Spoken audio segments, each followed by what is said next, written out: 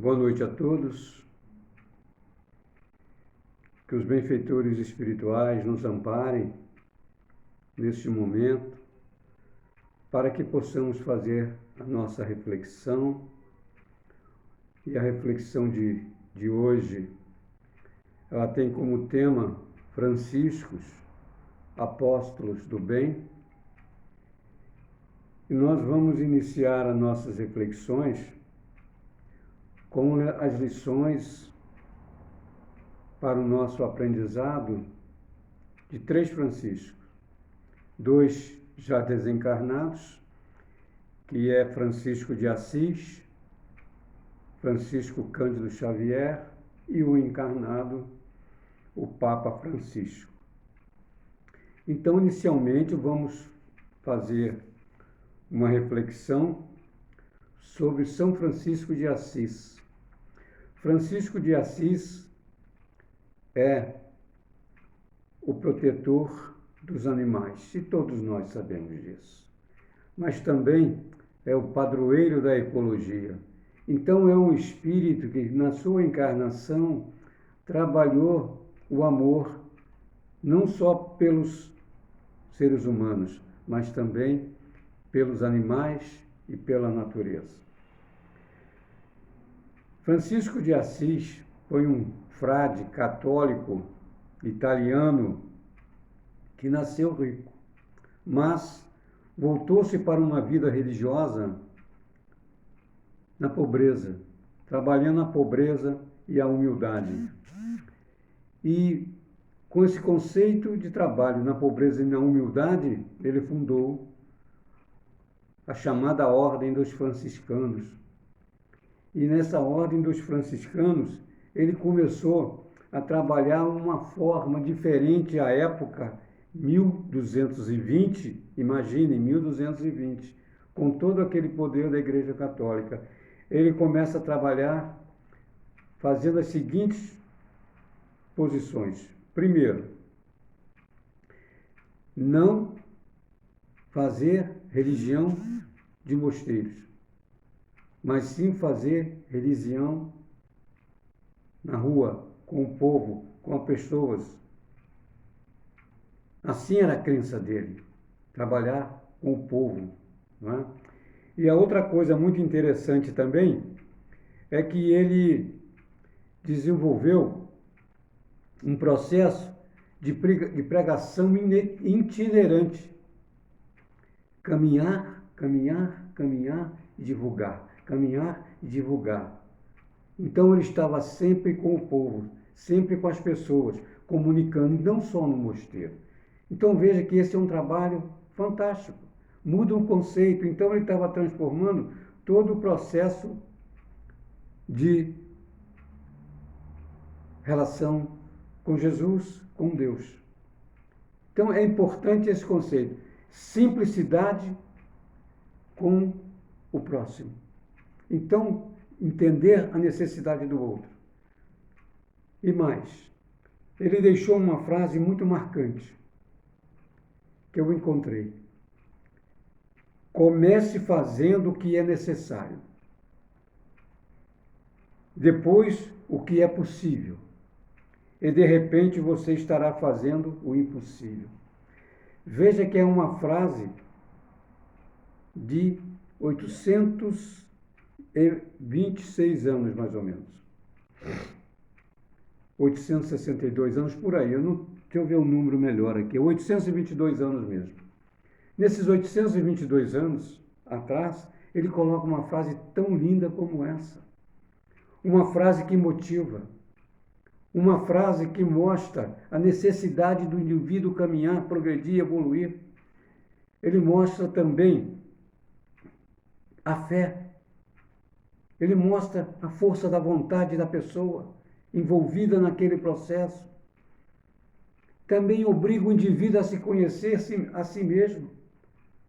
Então vejam, um espírito, um padre, que faz uma reviravolta num processo e consegue ser, hoje, um grande apóstolo para todos nós. E um apóstolo do bem, trabalhando o quê? A humildade e a simplicidade. E vamos observar que os 3 apóstolos do bem que estamos citando são espíritos que trabalharam e trabalham com a simplicidade e com a humildade.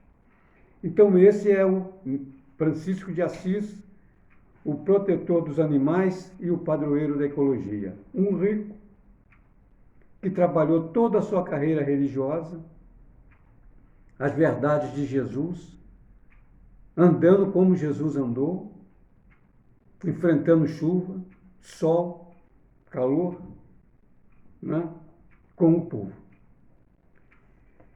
E nós vamos falar agora do Papa Francisco. O que chama a atenção do Papa Francisco? Desde o momento que ele assume o papado. Não utilizar todos aqueles aparatos que existiam e existem para o Papa. Desde as roupas, a moradia, o quarto de dormir e a sua alimentação. Ele ficou com o povo que eu digo, aqueles que lá trabalhavam. Aquele é o povo. As pessoas simples que trabalhavam com ele, os padres. Então ele almoçava, jantava, vivenciava tudo de forma simples. Observe que ele não tem aparatos, vestimentas pomposas, é tudo simples. Então veja que ele também trabalha a simplicidade, a humildade, porque o mundo necessita de líderes que sejam humildes, que reconheçam a necessidade do outro, que reconheçam a fraternidade. E a lei natural de Deus tem nos oferecido constantemente espíritos que nos orientam, nos informam da necessidade da fraternidade. E temos esses avatares, esses espíritos que vêm nos ajudar com informação de forma lógica, coerente, que a gente só é feliz ajudando o próximo. Enquanto formos egoístas e orgulhosos, nós estamos distantes da lei natural. E o Papa Francisco também tem uma frase muito interessante, que ele diz assim: a presença de Deus é tão humilde, escondida, por vezes invisível, que precisa de um coração preparado, desperto, acolhedor para ser reconhecido. Sentimento preparado, despertado e acolhedor. É o servidor. Como diz Emmanuel, quem ama é serve. Quem ama é servidor do outro. Então veja, tanto Francisco de Assis como o Papa Francisco são espíritos que realmente trabalham o conceito da humildade, exemplificando do seu trabalho. Exemplificando no seu trabalho. Não está só dentro dos mosteiros, dos salões nobres, mas sim buscando sempre o foco do povo. E o terceiro Francisco que nós vamos falar é Francisco Cândido Xavier. Esse nós conhecemos muito mais, porque é de nossa época, e nós conhecemos as obras, a história, não nos detalhes, mas conhecemos a história do Chico. E nós vamos relatar a história do Chico, que poderia ser desse livro aqui do Carlos Bacelli, Chico Xavier, A Sombra do Abacateiro. Poderíamos também falar de lindos casos do Chico Xavier, do Ramiro Gama. Mas nós vamos falar de alguém que escreveu 3 livros sobre Chico Xavier. Primeiro, ele escreveu a biografia do Chico, Marcel Souto Maior. Esse escreveu o primeiro livro, a biografia do Chico Xavier, com o título de As Vidas de Chico Xavier. Então ele faz a biografia do Chico. Depois ele faz um outro livro, o Marcel Souto Maior, que é Por Trás do Véu de Ísis, que é esse livro aqui. Que ele investiga todos os processos que Chico participa com os seus fenômenos, como as cartas, como outros fenômenos que o Chico participava. E o terceiro livro que ele escreve sobre o Chico são as lições de Chico Xavier, que ele conta o que Chico trouxe para ele, como um processo existencial. E ele diz assim: lições de Chico Xavier, para quem acredita e para quem quer voltar a acreditar. O que chama atenção nesse livro? Eu vou ler para vocês refletirem comigo. Esse Chico Xavier, o que ele consegue fazer com todos nós, e continua fazendo. Diz assim, relata Marcel Souto Maior, né, as lições de Chico Xavier. Entendendo que esse Marcel Souto Maior, em 2005, ele era roteirista da TV Globo, mas também jornalista, e também cético. É aquele que duvida de tudo e não acredita em nada. Então ele era esse espírito lá em 1996, quando ele começou a trabalhar biografia e depois investigando Chico Xavier. E agora escrevendo as lições de Chico Xavier, e ele faz uma narrativa interessante para a gente refletir aonde chega o poder desses espíritos, porque eles são espíritos que dão credibilidade pela verdade trabalhada na prática, com eles mesmos. A narrativa de Marcel é a seguinte: numa esquina de São Paulo, uma leitora me reconhece e se aproxima para fazer um pedido. No primeiro livro, você foi um jornalista, diz a pessoa. No segundo livro, você foi um investigador. No terceiro livro, seja um servidor.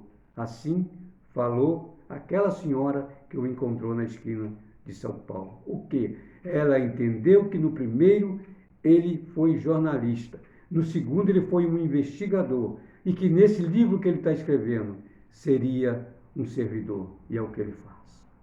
Tanto assim que ele diz: este livro é dedicado a essa senhora e aos meus filhos Antônio e Isadora.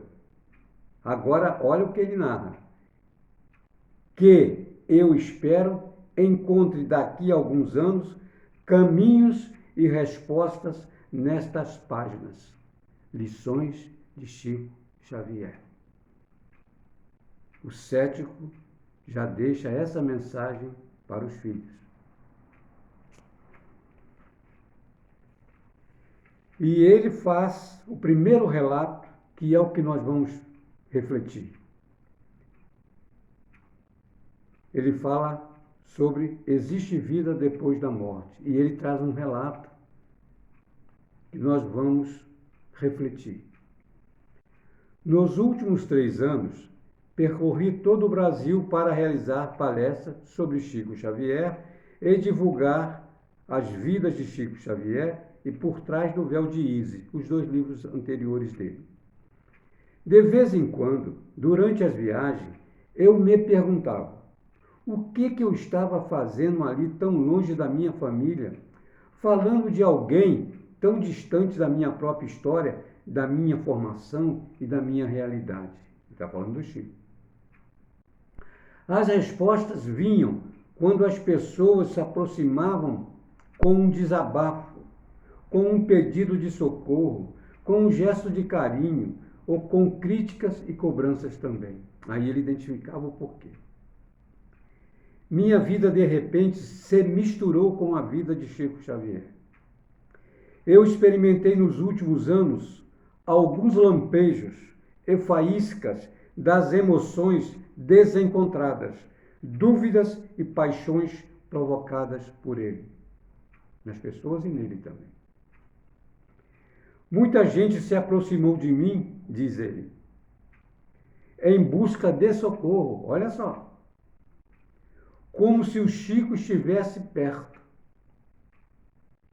Outras pessoas colocaram nos meus bolsos papéis com nomes completos dos seus filhos mortos, pedidos desesperados de mensagens psicografadas. Inúmeros leitores me procuraram para pedir conselhos, indicações de médios, palavras de consolo.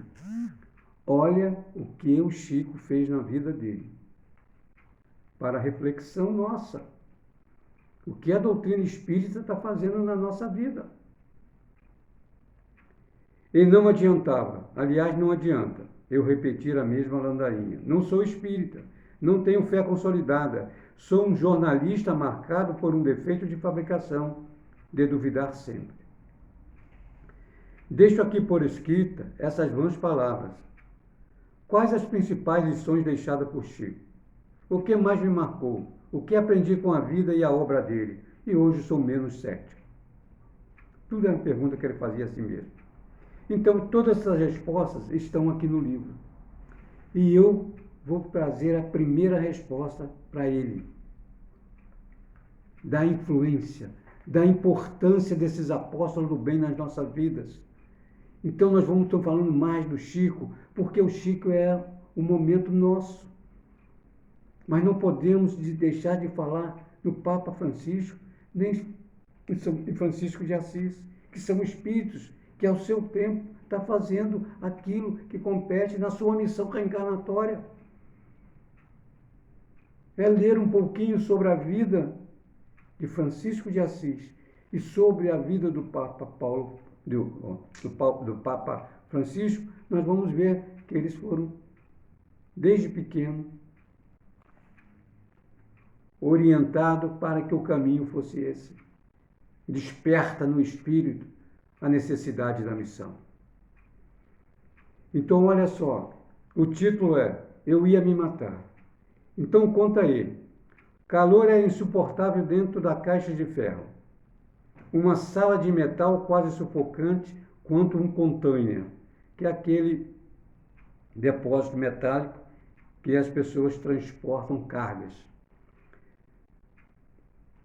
Foi o espaço reservado para a minha palestra, numa feira de livros em Brasília. Então ele foi fazer uma palestra e o ambiente para ele falar era um container, que hoje é muito utilizado, mas lá ele diz o seguinte: na plateia cerca de 20 pessoas, lotação completa, esgotada, claro, é pequeno, 20 pessoas. Quando comecei a falar sobre o livro das vidas de Chico Xavier, precisei berrar 40 minutos seguidos para ser ouvido. Por que um jornalista cético como eu decidiu escrever biografia de Chico Xavier? Como foram os meus primeiros contatos com o médium mineiro? O que mais me impressionou durante as investigações? Eu mudei? Gritei meu depoimento até ficar rouco para todas essas respostas. No final deste falatório todo, uma jovem, acompanhada por uma amiga, se aproximou. Diz a jovem: olha a narrativa, olha a lei natural, olha o que o Chico faz com as pessoas, como o Papa, como Francisco de Assis. Olha a colocação da menina, da jovem. Vim lá de Taguatinga, cidade satélite de Brasília, só para dizer o seguinte: eu ia me matar. Li a biografia do Chico e desisti. Estou aqui para lhe agradecer. Foi um choque para mim. Nem me lembro direito a minha reação. Demorei algum tempo para entender que não foi o meu livro que salvou a vida daquela leitora. Foi a vida de Chico Xavier. a trajetória impressionante construída por ele. E que trajetória é esta? É a história ou a saga de um homem simples, pobre, mulato, filho de pais analfabetos, nascido no interior de Minas, que primeiro se torna um escândalo nacional ao passar para o papel de olhos fechados mensagens assinadas por mortos ilustres ou anônimos, e que, com o tempo, depois de muita perseguição, humilhação, desconfiança, se torna um ídolo popular, um mito. Chico nunca desistiu, foi em frente, apesar de tudo. A leitora encontrou nessa trajetória um sentido para a própria vida. Meus irmãos, quando a gente fala de Chico Xavier, ou do Papa, ou do Francisco de Assis, a gente observa que todos buscam trabalhar a humildade. E muitos deles fazem com que pessoas mudem comportamento, até do seu próprio suicídio, reconhecendo naquela fala, cujo exemplo é confirmado no que se fala, no que se diz. Então, o tratamento que eles dão às pessoas é o tratamento de tudo que eles falam. Não tem engano. Então, a pessoa se fortalece, a pessoa tem confiança em si mesmo, como diz Francisco de Assis. O impossível acontece em nossas vidas, porque existe uma lei de Deus que nós nos aproximamos dela pela fé, pela persistência, pela luta na transformação moral, na luta para sermos melhor, nós vamos conquistar. Porque todos nós somos filhos de Deus. E nós, espíritas, com o Consolador prometido, com todas as informações, sabendo que o caminho que nos leva ao reino de Deus é a humildade, já está como bem-aventurança a humildade, porque Jesus nos disse, bem-aventurados os humildes, os simples, porque deles é o reino dos céus. O que nós estamos fazendo com essas informações que temos, com esses exemplos que temos? O Chico tem exemplos lindos no seu livro, através de Ramiro Gama, ou no livro do Bacelli a respeito da sombra, a sombra do abacateiro. Então, meus irmãos, o que nós hoje precisamos nesse mundo? O que precisamos de fato? É conhecer a nós mesmos. Nos aceitar como os espíritos imperfeitos. E olhar a vida, entendendo que todos nós estamos aqui para viver convivendo. Se estamos aqui para conviver com o próximo, seja ele quem for, com a natureza, com os animais, é nós que precisamos fazer, não é o outro. Por isso, mesmo um cético escreve 2 livros robustos, fantásticos, mas no menor livro, no mais fininho, ele se relata já os seus processos de visualização através do Chico Xavier, ao afirmar que não é ele quem fez a menina desistir do suicídio, mas a vida dignificante, digna do Chico Xavier. Disciplinado, amoroso, amigo, paciente, tolerante. Então nós temos hoje 3 Franciscos que são exemplos para nós, são modelos para nós. Por que não nos esforçarmos para sermos melhores? Por que não? Por que não olhar para o Papa e dizer assim, ele tem tudo e ainda é simples desse jeito? Porque é a simplicidade. E ele desce do carro e vai lá abraçar as pessoas. E poucos faziam isso. Alguns faziam, e ele faz direto, em qualquer lugar. Francisco de Assis, ele andava com o povo. Ele procurava os lugares mais difíceis para ter acesso e divulgar os ensinos de Jesus, porque ele sabia que Jesus era um caminhante.